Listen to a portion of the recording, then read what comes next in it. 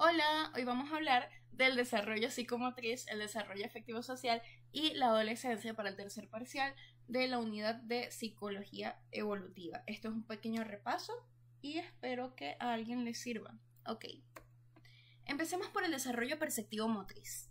En la primera infancia, las actividades mentales y físicas están estrechamente relacionadas. Recordemos a Piaget que, nuestros esquemas mentales se van desarrollando gracias a la interacción que tengamos con el medio. Es decir, como que toda esta nueva información se va desbloqueando y se va ordenando, se va asimilando y se va acomodando en unos esquemas que después van a refinar, nuestras capacidades cognitivas. Los primeros actos motores tienen una finalidad exploratoria. Lo motor antecede a lo mental. Sí, claro, nosotros venimos con unos reflejos arcaicos, unos reflejos primitivos que nos permiten explorar un poquito nuestro mundo. Después estos reflejos arcaicos desaparecen y gracias a los esquemas que ya tenemos, gracias a la exploración de nuestro mundo, podemos refinar estos mismos movimientos y darles un carácter superior y una cierta intencionalidad. Poco a poco los movimientos adquieren fines de utilidad superior, determinando el comportamiento general del organismo, sí, chévere. Y con esto, una parte que se queda del libro, el desarrollo de un patrón ordenado de impulsos psicomotores se necesita para inervar los músculos necesarios para producir un movimiento controlado y preciso. El sistema nervioso está organizado en función de los patrones de movimiento producto de la experiencia. Esto tiene que ver un poco con la plasticidad neuronal y todo eso que se hablaba. Finalmente, vamos a definir la psicomotricidad como la coordinación de los esquemas motores y perceptivos para ajustar la conducta ante el medio. Esa siempre va a ser la finalidad, ajustar la conducta ante el medio circundante y las variables que se nos presenten. Toda esta cuestión del desarrollo perceptivo motriz tiene que ver con esto que se hace en la terapia ocupacional, donde se atienden a personas más jóvenes o más mayores para venir y desarrollar sus habilidades motrices y aprender a coordinar estos esquemas. Tenemos los componentes, las bases, los fundamentos del desarrollo perceptivo motriz. El primero que todo y lo principal sería el equilibrio. Nosotros no podemos movernos y no podemos hacer nada sin equilibrio. Esto representa nuestra victoria contra la gravedad, como se hablaba en el reporte. Y todo esto tiene que ver con eso. Es la base de todo el comportamiento motor. Sus núcleos de la postura y el equilibrio se encuentran en el cerebelo y la postura tiene que ser flexible en vez de rígida. Si nosotros tenemos una postura rígida, no podemos adaptarla a los diferentes escenarios a los que nos enfrentemos. Nuestra postura tiene que ser flexible. Por ejemplo, la postura se puede evaluar mediante también el ejercicio que nos pusieron en la práctica, que era que el niño venía y caminaba por la tabla, la cuestión tal. Esto tiene que ver con una postura flexible. Chévere. Otro componente del desarrollo perceptivo motriz es la imagen corporal. Esta es la representación mental que tengamos de nuestro propio cuerpo. Incluye el conocimiento de las partes del cuerpo y saber qué tan largas, qué tan cortas son, sí, qué magnitud tienen, como que conocerlas, saberlas nombrar y saber también si cabemos en cierto lugar, si no cabemos, si somos muy grandes, muy chiquitos. Todo eso tiene que ver con la imagen corporal. El cuerpo al final termina siendo un punto de referencia para entender los estímulos del espacio. Esto vendría siendo un entendimiento de adentro hacia afuera, porque es el primer punto de referencia que vamos a utilizar. Por eso es que al final termina siendo algo egocéntrico, pero después como que se va extrapolando a diferentes puntos de referencia. Y esto de la imagen corporal yo quería relacionarlo con algo que sale en la lámina, que es la autoestima y todo esto. Sí, todo esto como que se incluye aquí, pero principalmente, es como la representación mental de nuestro cuerpo. Y esto es fundamental para desarrollar los otros dos componentes muy importantes, que son la lateralidad y la direccionalidad de nuestros movimientos. La lateralidad es la coordinación izquierda-derecha. Esta lateralidad, como que viene un poco destinada a ser, ya que nosotros tenemos unos hemisferios cerebrales izquierdos-derechos que están como que bien diferenciados y somos como, también tenemos como dos partes así como pares de varias cosas. Tenemos pares de ojos, pares de orejas y brazos y piernas, entonces es como que, bueno, ya vendría un poco predeterminada esta lateralidad izquierda-derecha que tenemos que tener. Bueno, esta misma lateralidad la vamos a aprender con movimientos, o sea, aprender a diferenciar entre la izquierda y la derecha. Y bueno, durante la infancia se puede desarrollar el problema de la unilateralidad, es decir, que nada más hacemos los movimientos hacia un solo lado, nada más reconocemos, nada más como que tenemos los esquemas para un solo lado y los otros no los tenemos, o sea, no los hemos acomodado dentro de un nuevo esquema, que es el otro lado. Y bueno, esto en la lectura decía que, o sea, tiene que ver, pero no es lo mismo que la dominancia manual, si somos zurdos o diestros, si esto se desarrolla.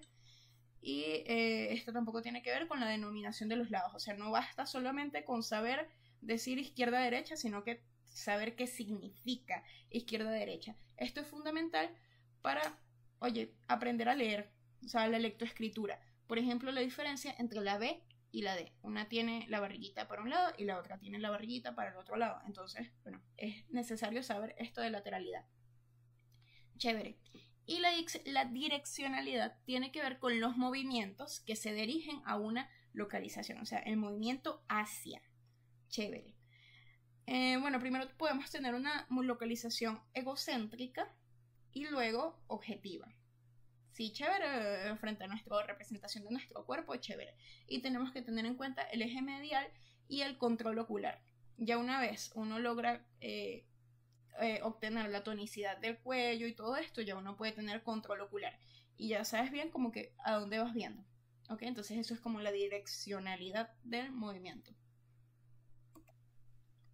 Bueno, en cuanto al desarrollo de la percepción, tenemos nuestros 5 sentidos.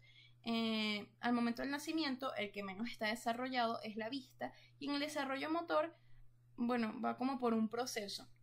Primero aprendemos a controlar nuestra cabeza, que no se nos caiga la cabeza, después aprendemos como que a gatear y después caminar. O sea, como que esto, bueno, cabeza, o sea, como que el control del espacio visual.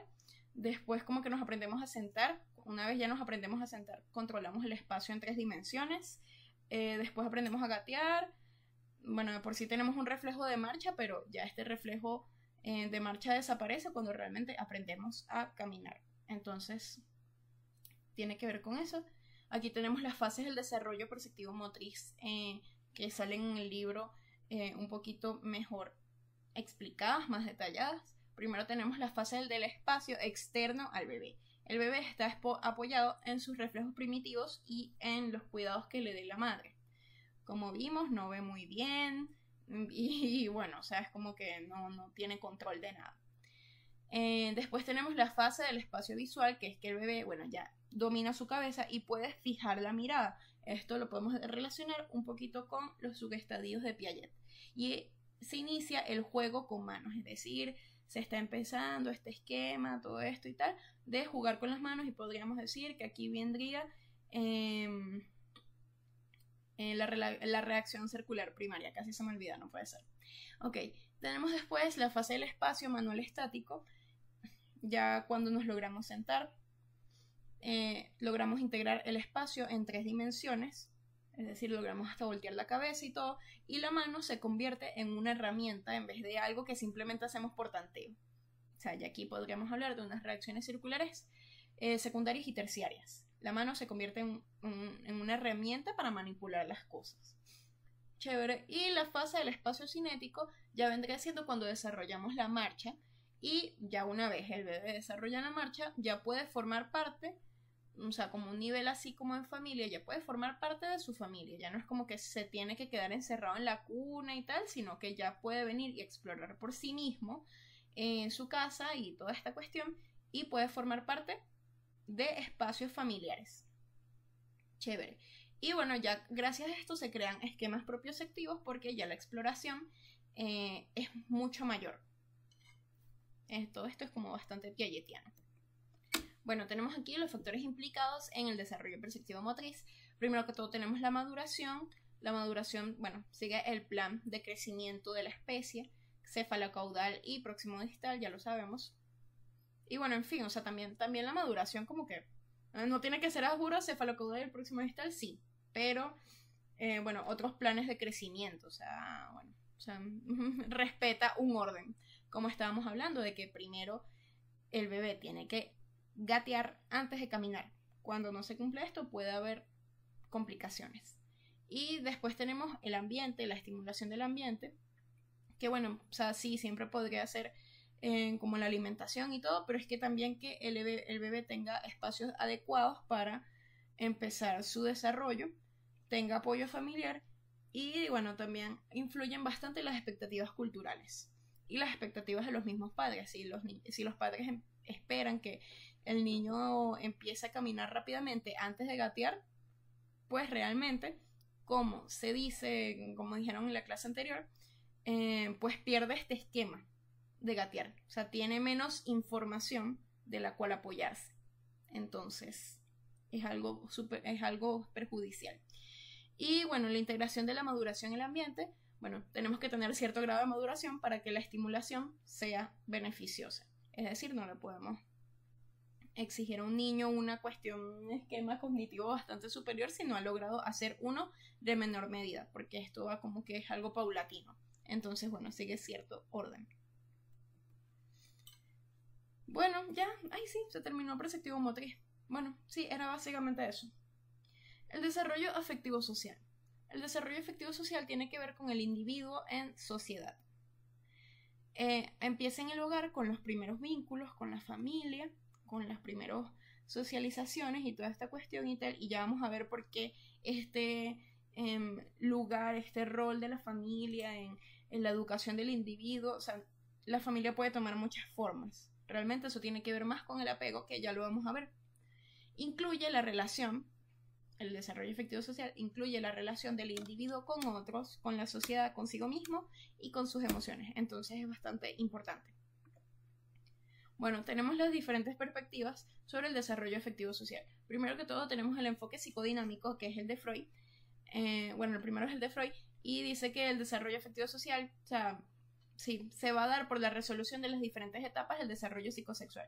Estábamos hablando de que una parte del desarrollo afectivo social tiene que ver con cómo el individuo se integra en sociedad y, bueno, cómo acepta, o sea, qué relación tiene con las leyes que tiene la sociedad, o sea, qué relación tiene el individuo con las leyes que le impone la sociedad. Y esto tiene bastante que ver, como se dijo en la clase, con cómo se enfrente, por ejemplo, el complejo de Edipo. Chévere. Y cómo se enfrenta, bueno, esta etapa fálica. Y bueno, en tanto a Erikson tenemos la resolución de las crisis, porque Erikson nos trae este término de crisis que se nos presentan en la vida.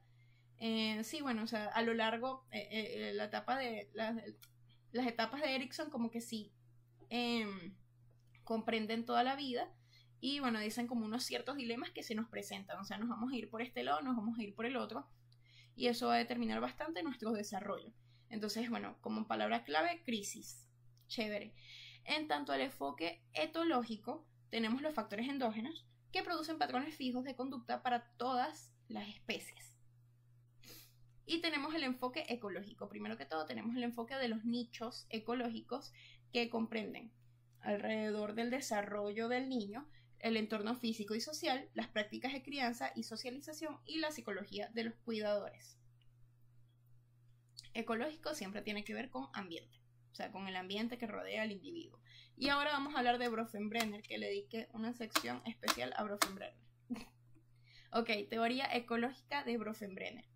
Bronfenbrenner está influenciado por Vygotsky. Ya vamos a ver lo mucho que se influencia de Vygotsky. Plantea que las posibilidades de un niño no están predestinadas genéticamente, porque en esos tiempos se creía que el que es pobre y el que es poco exitoso es porque quiere y porque está destinado genéticamente para eso y tal. No, o sea, no tiene mucho que ver con los genes, sino que son el resultado del entorno en el que éste se encuentra. Entonces es una teoría bastante social, o sea, Vygotsky. Bueno, nosotros nos conformamos de un microsistema. El microsistema es el entorno más inmediato del individuo. Las relaciones son directas y bidireccionales, es decir, yo participo, o bueno, el individuo, el niño, participa directamente en ellas. Es decir, la relación que tenga el niño con sus padres, el niño con sus hermanos, el niño con sus maestros y el niño, por ejemplo, también con el pastor, con su comunidad religiosa. Y bueno, como que la figura que esté más próxima a él. Chévere.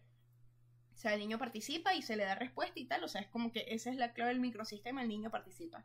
En el mesosistema se trata de la relación que comparten entre sí los entornos inmediatos. Papás escuela, papás comunidad religiosa y bueno, todas esas cuestiones. Como que la relación entre las relaciones más inmediatas del niño. El exosistema trata de los contextos en los que el individuo no participa directamente, pero que lo afectan, modifican su entorno psicológico y social. Un exosistema podría ser, bueno, el trabajo del papá, el gobierno, las cuestiones que digan el gobierno, así como que sí, eso. Y también podrían ser en las redes sociales, porque las redes sociales también, o bueno, los medios de comunicación en general, moldean nuestro comportamiento de cierta manera, como que el algoritmo sabe qué mostrarnos y qué no mostrarnos, y eso como que moldea nuestro comportamiento y no tenemos nada que ver con eso, no participamos directamente en eso, pero eso nos afecta. Es tipo sistema abstracto, un poquito, pero ajá. El macrosistema tiene que ver con el contexto cultural en donde nos estemos desarrollando y las costumbres que se tengan y lo que se espere de la gente en una sociedad. Entonces es algo como que mucho más grande, o sea, aquí menos participamos. Y el cronosistema ya agrega la dimensión temporal. Son los eventos históricos que afecten al individuo o a un gran número de personas. Vamos a poner el ejemplo de un niño. Bueno, un niño en su microsistema, lo mismo ya dijimos, se desarrolla con sus padres, con sus maestros, chévere. En el mesosistema podríamos encontrar un problema si es que la relación, bueno, no, los niños no, los padres no hablan, no están presentes en la vida educacional, en la vida educativa de sus hijos, no van a las reuniones de padres del colegio, entonces como que no hay un poco de indiferencia y bueno, eso influirá en las calificaciones del niño. O sea, como que todo al final afecta la cuestión, es como que hasta lo más lejos te afecta. Entonces, bueno, aquí en el mesosistema, que los padres, por ejemplo, no se comuniquen con la maestra, va a afectar las calificaciones del niño. O si los padres también son como muy problemáticos y le cuestión y tal y se comunican con la maestra pero de manera explosiva y de manera grosera, esto también va a afectar en el niño porque como que la maestra va a agarrarla con el niño, por ejemplo. Entonces esto es como un problema de mesosistema. En el exosistema podríamos tener que al padre le va mal en su trabajo, van a hacer recorte de personal y casualmente le toca a él y bueno, todo esto como que influye en la relación que tenga el padre con el niño, porque el padre va a llegar con un gran nivel de estrés, a lo mejor, bueno, hay dificultades económicas y todo esto, entonces todo esto también va a afectar al niño, eso estaría dentro del exosistema, o sea, eso no tiene nada, o sea, en eso no participa el niño, en eso el niño no tiene ni voz ni voto en que a su papá le vaya bien o mal en el trabajo, pero le afecta, entonces eso es exosistema. Y bueno, con lo mismo que yo hablé de los medios de comunicación y redes sociales, bueno, sí tiene que ver con eso. El macrosistema, bueno, a lo mejor de este mismo niño vive en una sociedad donde sacar buenas notas es admirable y bueno, él siente que no saca buenas notas, sus papás tampoco se comunican con las maestras y tal, y entonces hay como gran indiferencia en todo esto. Entonces, bueno, o sea, en el mesosistema como los papás no se comunican con la maestra y toda esta cuestión y tal, y hay como un mal ambiente, en el macrosistema, o sea, el niño se va a sentir presionado por esta cultura del esfuerzo y de la excelencia, y él no tiene esto y no tiene en quién apoyarse. Por ejemplo, eso podría ser un ejemplo de macrosistema. Y el cronosistema, bueno, los papás, bueno, la familia del niño, los papás están atravesando por un divorcio, o están atravesando por una mudanza y por eso como que no se han logrado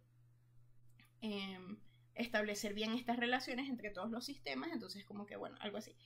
Y también puede ser, bueno, la pandemia, o sea, también el cronosistema pueden ser eventos que hayan afectado a un gran número de personas, a casi todo el mundo, pues. La pandemia afectó mundialmente. Bueno, chévere. Eso, básicamente, esa es la teoría ecológica de Brom-Fem-Brenner. Chévere. Que el nombre es como difícil de decir. Ya. Ok.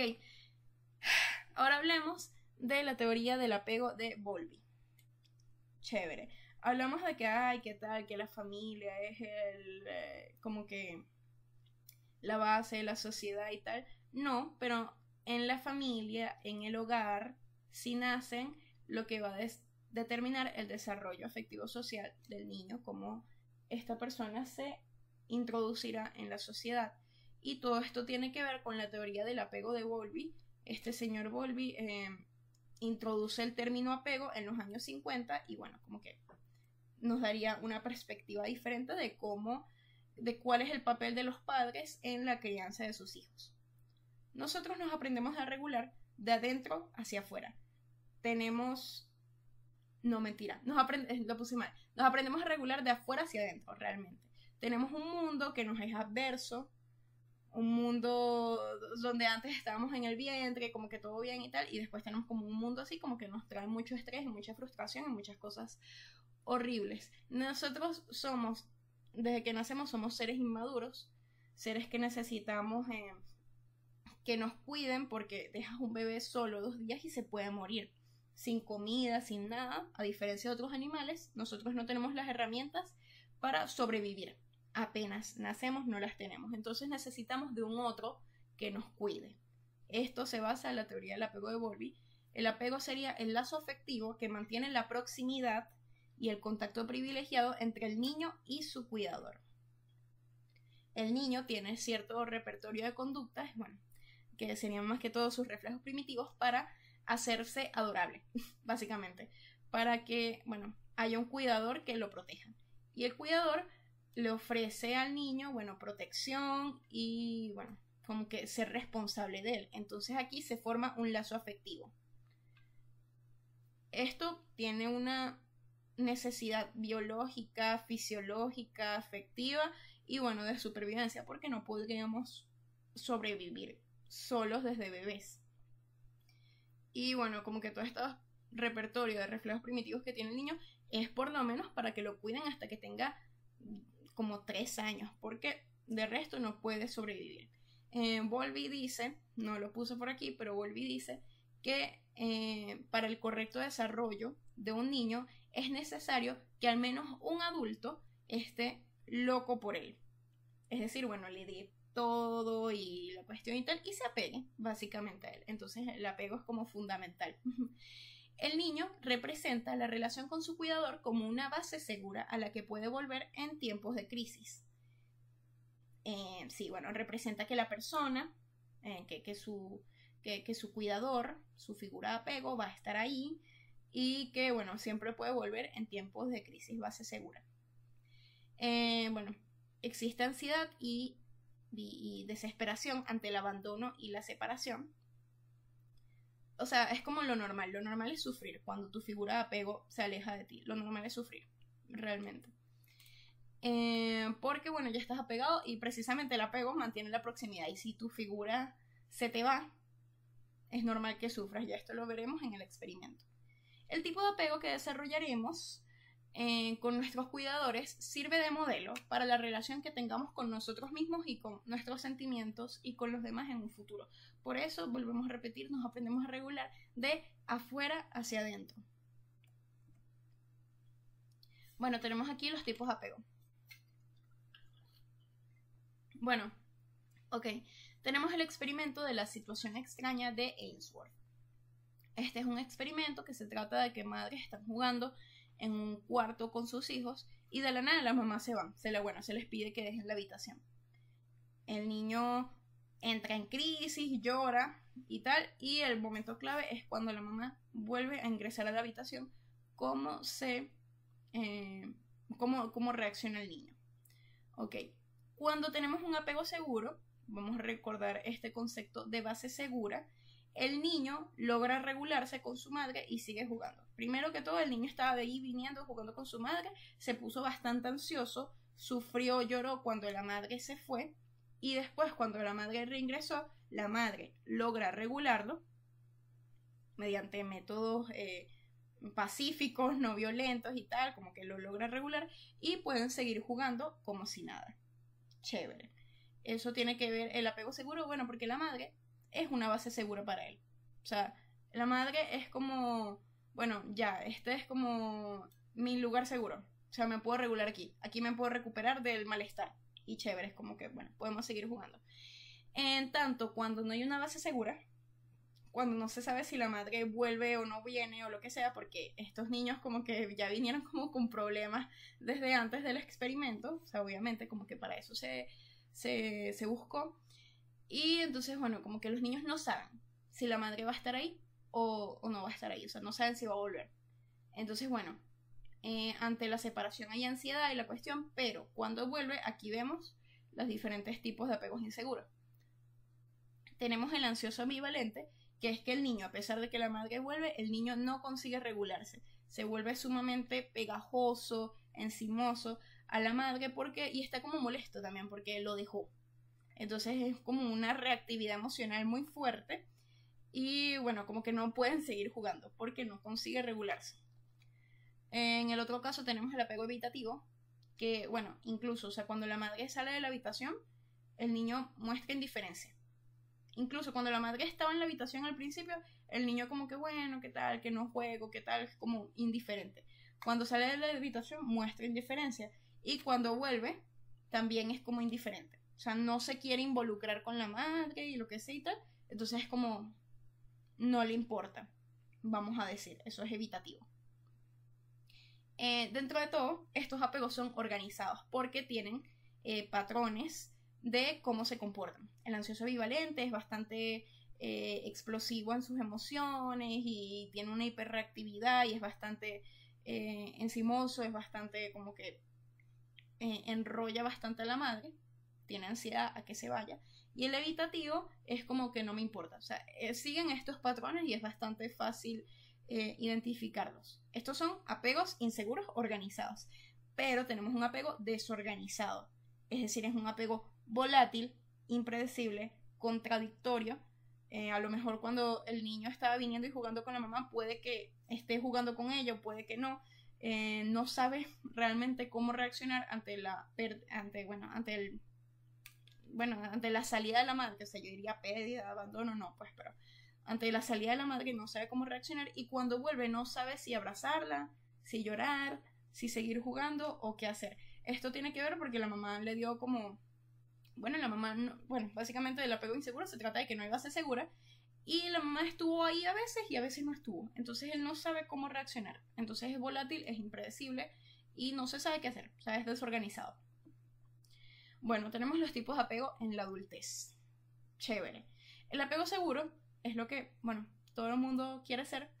Los niños que son criados con un apego seguro tienen confianza en los demás y en sí mismos. ¿Por qué? Bueno, porque el apego seguro cuenta con esta base segura. Cuando tenemos la base segura, nosotros podemos volver a nuestras primeras figuras de apego, siempre que tengamos un problema. Es decir, por ejemplo, nuestros padres, que son nuestras primeras figuras de apego, nuestros cuidadores, o sea, siempre podemos volver a ellos, siempre que tengamos un problema, y entonces podemos confiar en ellos, y podemos saber que ellos van a estar ahí, para, bueno, ayudarnos a regularnos, ¿ok? Porque eso fue como que la educación, el tipo de apego que nos dieron. Entonces, bueno, o sea, ya una vez nosotros aprendemos que podemos confiar en nuestros padres, aprendemos a confiar en nosotros mismos y aprendemos a confiar en los demás. Esto terminaría siendo algo de apego seguro. Y bueno, los niños con apego seguro, los adultos con apego seguro se autorregulan correctamente ante las crisis. Vamos a poner el mismo ejemplo de la situación extraña.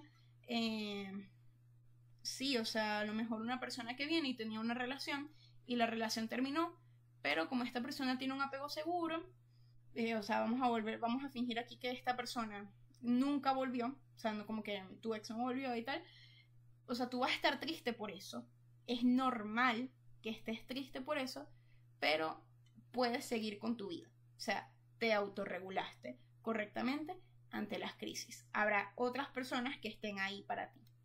Chévere. Bueno, eso es el apego seguro, así son los apegos seguros en la adultez. Bueno, tenemos aquí el apego inseguro.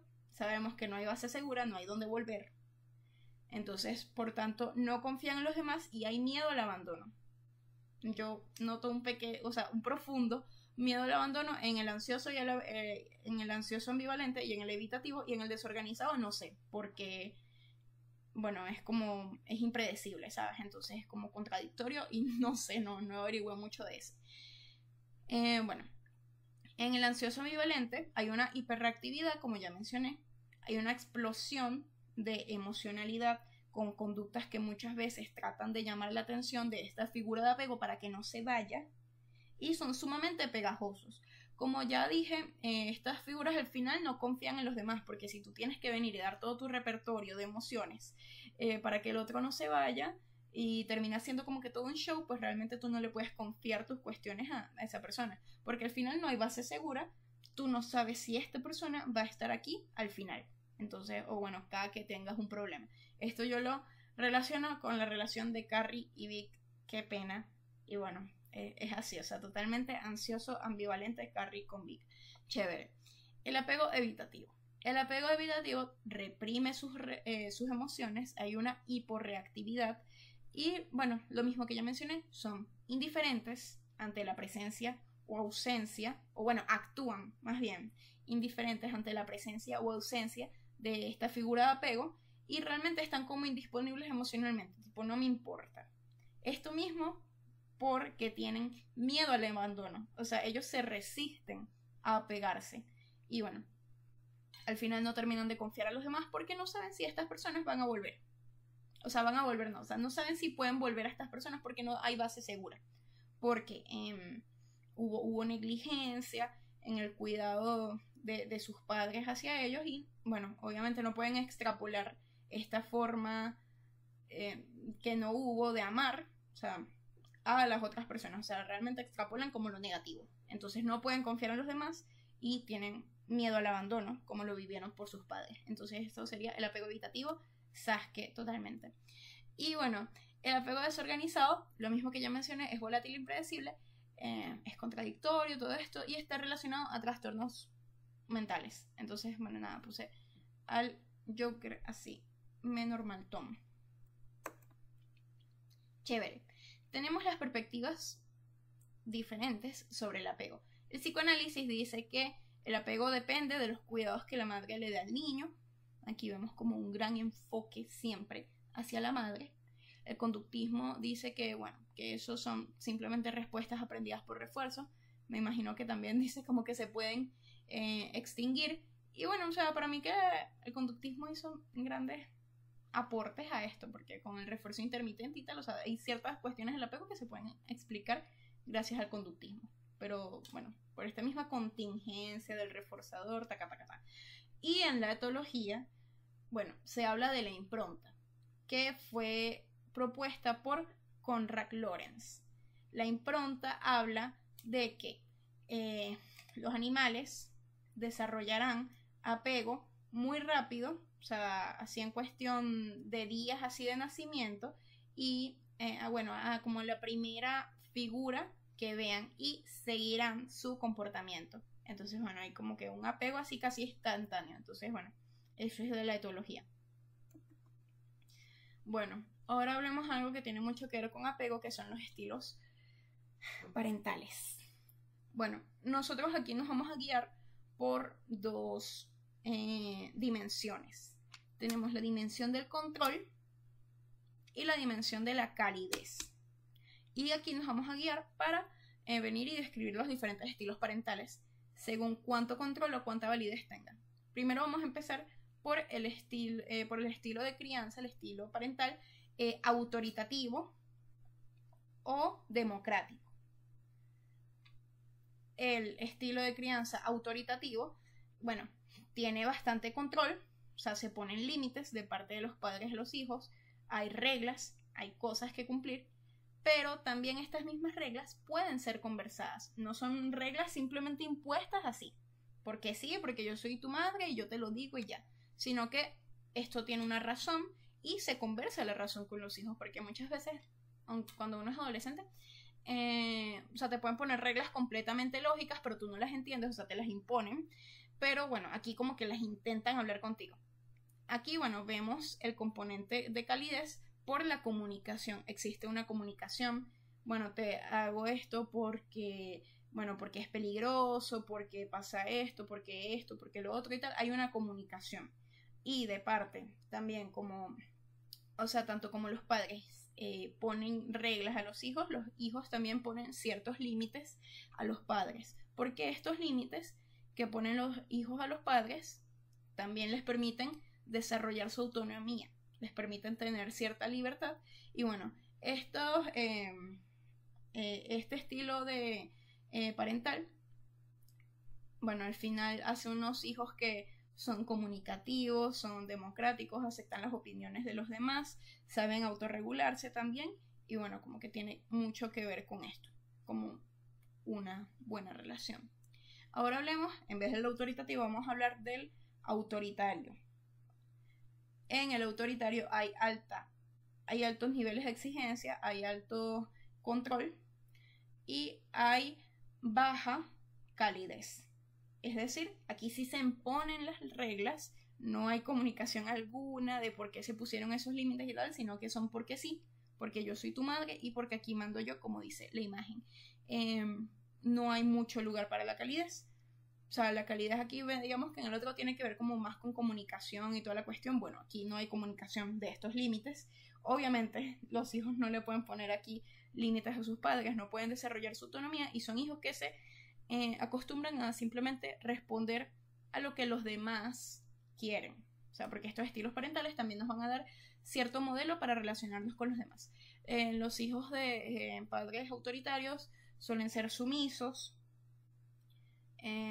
Bueno, suelen ser como suelen tener baja autoestima y al final, bueno, o sea, durante la adolescencia como que las hormonas hacen su trabajo y o sea, los chamos pueden tener como que una doble vida, o sea, pueden ser unos en el colegio y otros en la casa, o sea, unos en la universidad y otros en la casa. Y es como que, bueno, o sea, básicamente eso, pero no hay comunicación entre estos dos espacios, entonces, bueno, como que se vuelven personas sumamente mentirosas y toda esta cuestión y tal. Y también en las relaciones, se decía en la lámina, que buscan al final relaciones que como que también vengan y imiten como que este estilo autoritario. O sea, son personas sumisas y quieren que alguien los mande y que les diga qué hacer porque no saben tomar decisiones por sí mismos, porque no desarrollaron su autonomía poniendo límites a sus padres porque no pudieron hacer eso. Entonces, bueno, ese es el estilo de parental autoritario. Bueno, ahora vamos a hablar del estilo parental permisivo. Hay bajos niveles de control, hay poco control y hay mucha calidez. O sea, es muy permisivo. Son niños que hacen con sus papás lo que les da la gana, los padres no les ponen límites y es como que, bueno, son libres ellos y lo que sea y tal, pero al final también suelen ser personas muy mal creadas. Entonces, bueno, creo que tiene que ver algo con eso. Son personas que quieren que todo sea a su tiempo porque sus papás siempre como que estuvieron ahí para resolverles todo y no responden bien ante la frustración del mundo real porque sus papás siempre los protegieron dándole todo. Entonces eso sería un estilo de crianza permisivo. Y tenemos el estilo de crianza indiferente o negligente. Aquí no hay control, pero tampoco hay calidez. O sea, es simplemente no me importa mi hijo. Aquí, como dice, no me molestes. Y bueno, o sea, al final suelen ser hijos que o sea, saben que pueden hacer lo que quieran, pero también quieren venir y llamar la atención de sus padres y a lo mejor los padres vienen y ponen un control a un límite que no está definido, o sea que ellos no saben qué hacer y tal como. Entonces, bueno, termina siendo algo como un poco intermitente porque es negligente. Estos chamos suelen ser como, bueno, suelen como que pueden inclinarse a las conductas delictivas porque al final es tratar de llamar la atención para venir y repasar algún límite y que te presten algo de atención y que te den algo de control y toda esta cuestión y tal. Y bueno, suelen ser como gente así. Bueno, hablemos de la adolescencia. La adolescencia significa crecer o desarrollarse a la madurez. La adolescencia es una etapa de grandes transformaciones físicas y psicológicas. Llevan al individuo a la maduración sexual y se enfrenta al individuo a la pregunta de ¿quién es él? Se considera que la adolescencia empieza después de la menstruación, en el caso de las niñas, y en el caso de los niños, de la primera como secreción de esperma y toda esta cuestión y tal. Entonces, como que desde ahí se sitúa la adolescencia, que tiene que ver con la pubertad y todo esto, y ya desde este momento los cambios son muy rápidos y se transforman en un periodo crítico para que haya muchas transformaciones físicas y psicológicas. Bueno, tenemos el pensamiento adolescente, que aquí ya finalmente llegamos a la última etapa que planteó Piaget, el periodo de operaciones abstractas. No, abstractas, bueno, formales, abstractas, chévere. Bueno, para el adolescente la realidad es concebida como un subconjunto de lo posible, ya que hay una capacidad de combinar todos los elementos del problema de todas las maneras posibles para determinar las relaciones causales y necesariamente no tenemos que estar viendo nada de esto, por esto es un pensamiento abstracto, como que nosotros podemos pensar o sobrepensar todas las posibles salidas que tiene un evento y todas las posibles situaciones que pueden pasar gracias a un pequeño trazo de realidad. Entonces es como que bueno, aquí hay un gran pensamiento abstracto, chévere. Bueno, tenemos un pensamiento abstracto teórico, o sea, a partir de ahí hacemos unas hipótesis y nos creemos las cosas y lo que sea y toda esta cuestión, porque tienen un razonamiento hipotético. Y hay un razonamiento también deductivo a través del esquema de control de variables, es decir, ya es un pensamiento que sigue más como el método científico y toda esta cuestión. Primero tenemos una hipótesis, después llegamos a la comprobación de la hipótesis y tenemos el carácter proposicional también, o sea, podemos venir y hacer como quotes, hacer ideas de lo que nos pasa. Bueno, sí, el pensamiento adolescente obedece el periodo de operaciones formales que plantea Piaget, pero al final, o sea, a pesar de que venimos y nos abstraemos y toda esta cuestión, termina siendo algo muy inmaduro, idealista y egocéntrico. Todo está centrado en mí. El adolescente busca actuar frente a un público porque busca llamar la atención, busca su lugar en el mundo y busca como que pertenecer a un grupo, que esto no es malo, o sea, pertenecer a un grupo no es malo. Algunas formas que tenemos y bueno, que tienen los adolescentes de pertenecer en uno no son las más adecuadas, pero pertenecemos a un grupo por motivos de supervivencia, porque solos estamos indefensos y en un grupo, en una tribu, somos más fuertes y nos podemos identificar con esa tribu y toda la cuestión y tal. Y también hay una fábula de grandiosidad personal. A mí no me va a pasar nada porque yo soy el héroe, porque esto, porque lo otro, o sea, es como que un pensamiento muy inmaduro, idealista y egocéntrico. Precisamente porque el pensamiento es inmaduro, idealista y egocéntrico, porque el yo, la identidad, todo se está formando. Entonces todo es como relacionado a mí, todos me ven o nadie me ve, o todos me odian o todos me aman. O sea, tiene mucho que ver con eso y todo está como que muy relacionado a mí. Chévere, precisamente porque el yo se está desarrollando. Bueno, tenemos aquí casi que por último, creo que es ya lo último, los niveles de identidad. Hablamos del yo, todo esto y tal.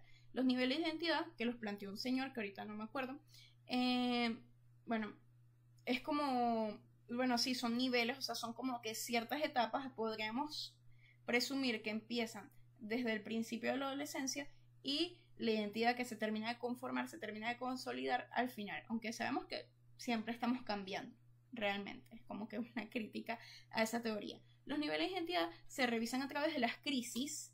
Las crisis sería el proceso de exploración, ¿ok? Como, bueno, si ya una situación que te hizo enfrentar que tienes que venir y encontrar una identidad, tomar una decisión, ¿ok? Es como que estás en ese proceso de crisis, o sea, no sabes qué hacer. Entonces, bueno, como que este concepto se los presta Erikson por su teoría de las crisis y toda esa cuestión. Y los compromisos. Los compromisos es cuando finalmente tomamos una decisión. Chévere. Bueno, primero que todo tenemos la identidad difusa. No hay crisis, no hay compromisos. Es como un poco como vaya viniendo, vamos viendo. un chamo que no sabe qué estudiar y está un poco probando a ver qué pasa, pero no se ha decidido por nada aún. Entonces es como que pues no tiene todavía la necesidad de buscar qué estudiar, no está como que urgido por eso y como que se está tomando su tiempo. Entonces no ha tomado tampoco una decisión. Eso es una identidad difusa. Bueno, podríamos aquí tomarlo como con un ejemplo más centrado en la edad.